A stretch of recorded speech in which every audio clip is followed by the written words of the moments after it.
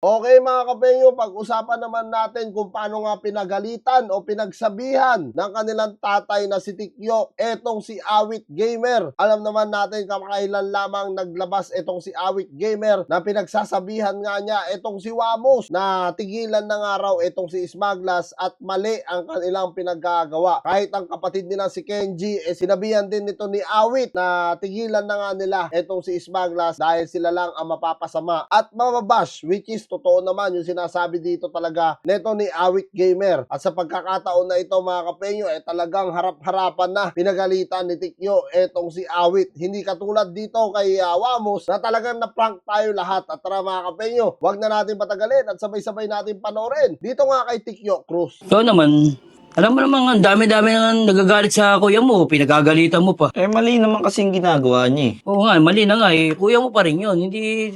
Alam mo, walang kapakapatid kung may mali siyang ginagawa sa lahat ng bagay, kinakampihan ko siya, pero sa part dito, hindi ko siya kakampihan. Parang Which is may punto naman talaga itong si Awit, no?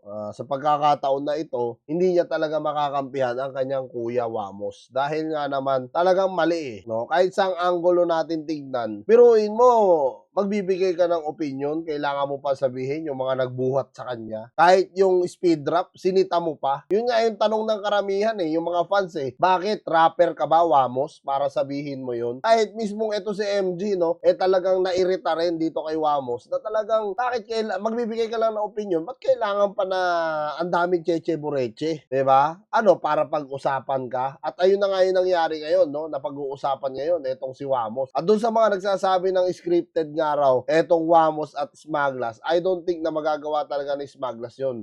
Kahit mismo si MG, mga kapenyo, sinabi na niya sa kanyang comment, no, na hindi po totoo na scripted ang ginawa ni Smaglas at neto ni Wamos. Hindi po talaga totoo yan. Kung gusto nyo pong maniwala, panoorin nyo na lang yung una kong in-upload. nakakampihan mo pa. Asya, tama na yan. Hindi, paano hindi sa kinakampihan? Natural, magkuya kayo pa ba mag-aaway? Ay, ikaw, alam mo mali, kakampihan mo. Hindi ko kinakampihan, Tama na kaya... yan. Wait lang. Totoo naman, tama naman sinasabi ni Awit doon, no? Ikaw, kakampihan mo, alam mo mali. Natural, hindi, di ba? Kahit naman siguro tayo, malalaki na tayo. Hindi na tayo bata. No? Alam mo, nagkamali na yung anak mo, alam nga naman di mo sasabihan, di ba? Natural, bilang tatay, magpakatatay ka, kailangan mong sabihan din ito kung mali yung ginagawa, di ba? Kung tama naman, at mo papagalitan, di ba? Kaya nga pinagagalitan ko rin eh. Ang inaano ko lang, ang punto ko lang doon, huwag mo na rin awayin. Aaway mo pa eh. Kagaya ka pa ba sa iba na galit sa kuya mo? Okay, tama. Ayun, parang ang punto naman ni Tikyo, wag sila mag-away magkapatid. Kahit anong mangyari, alam na natin na nagkamali na si Wamos. Parang ibig sabihin ni Tikyo dyan, wag na kayong magtalo o wag na kayong mag-away kasi nangyari na nandyan na. Ang pinakamainam na lang nito, sabihan nyo si Wamos talaga na manahimik na. Wag niya nang, alam mo yun, wag niya nang palakihin. Kung ayaw nila, lumaki yung issue kung ayaw talaga nila mapag-usapan. Pero kung gusto nila mapag-usapan, tuloy-tuloy niya. Mana. Hindi naman pwede yung ganun, kukonsintihan natin yung mga ganun pag-uugali. Hindi nga, hindi. Pangalan na siya eh. Kumbaga dapat iniingatan niya yung mga bawat salita niya. Oo nga, nandun na nga tayo.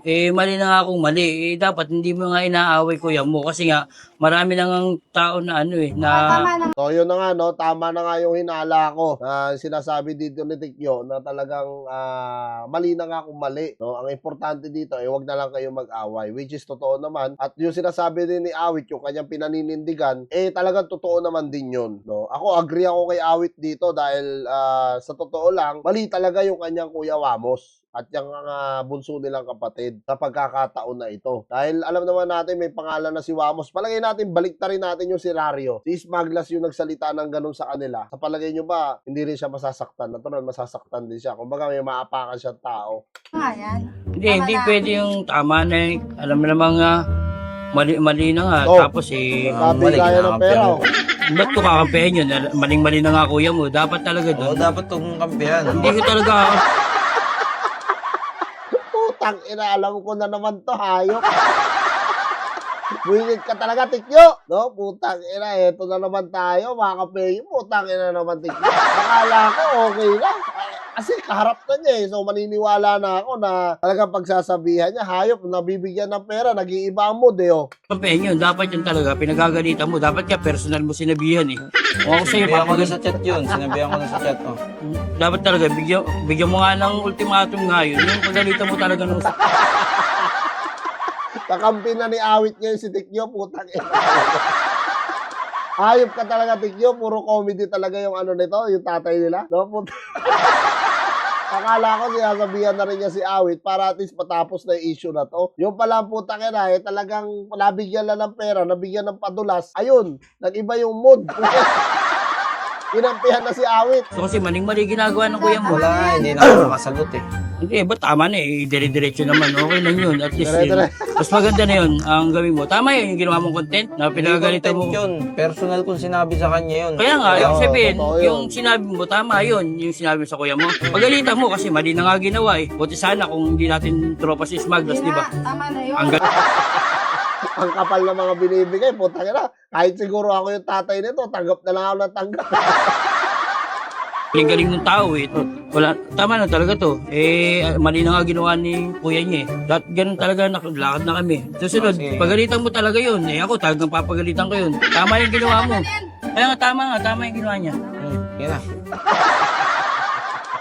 Ayop ka talaga, Tikyo. Putang ina. Kaya talagang, alam nyo, nung nakaraan nag-vlog ako about dito kay Wamos, puta ina, tawan-tawa rin yung mga kapeyo ko, no? Talagang hindi rin sila makapaniwala sa ginawa na ito ni Tikyo. Kahit ako, na-prank din talaga ako doon. Hindi ko alam eh. Akala ko, pinapagalitan niya talaga dahil si Wamos, panay ang iling eh. Tsaka parang mangyak-ngyak na eh. So dito, aniniwala ka talaga kasi kaharap na niya si Awit eh. So, expected ko, papagalitan talaga niya eh. Tapos, nung nabigyan ng pampadulas, puta, eto na. Nagbago na ihip ng hangin. So, yan mga kapenyo, kung kayo nga tatanungin ko, ano nga masasabi nyo dito sa pagsasalita ni Awit Gamer sa kanyang tatay na si Tikyo, na talagang tutol nga siya dito sa pinagagawa ng kanyang Kuya Wamos. Comment nyo na lang down below lahat ng mga opinion nyo mga kapenyo at lahat-lahat po yan mababasa ko. Maraming salamat mga kapenyo at kita-kita tayo sa mga susunod kong vlog.